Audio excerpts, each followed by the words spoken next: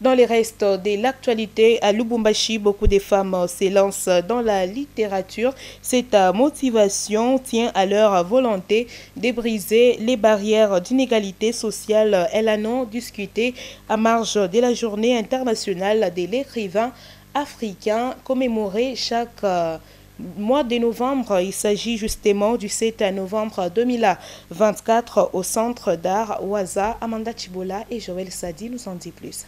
C'est dans la cour de ce centre culturel que s'est déroulée cette activité. Et sur les murs, des têtes de la littérature louchoise, de Wit Mulongo en passant par Nelly Banzé. Devant un public tout de suite, les écrivaines, elles, ont donné de leurs arguments sur le thème du jour, la littérature féminine à Lubumbashi. Pour Maryse Mandaïla, la littérature reste avant tout un moyen d'épanouissement pour la femme. Très souvent, à travers la littérature, on parle de ce qui nous touche, en fait. Des conditions, non seulement celles des femmes, mais aussi des enfants, des hommes et tout. Parce qu'il n'y a pas que les femmes qui sont, je peux dire, victimes, mais il y a aussi les hommes qui sont victimes par rapport à ça. Et parler de la littérature, c'est surtout ce qui touche à ce qui est personnel, ce qui nous touche déjà nous.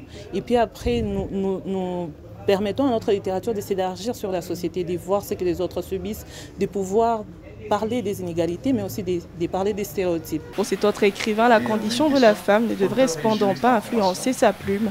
Il n'y a pas que des femmes françaises qui écrivent, il n'y a pas que des femmes européennes qui écrivent, mais il y a aussi des femmes loucheuses qui écrivent, malgré, au-delà de tout ce qui se passe avec la violence, avec cette façon de minimiser la femme, mais elles, au moins, elles s'imposent et elles avancent dans la littérature congolaise ou louchoise.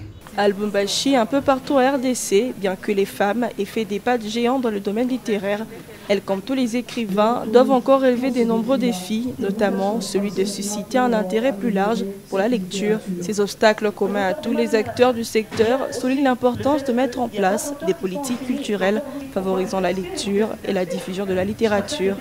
Voilà, vous avez écrit en train.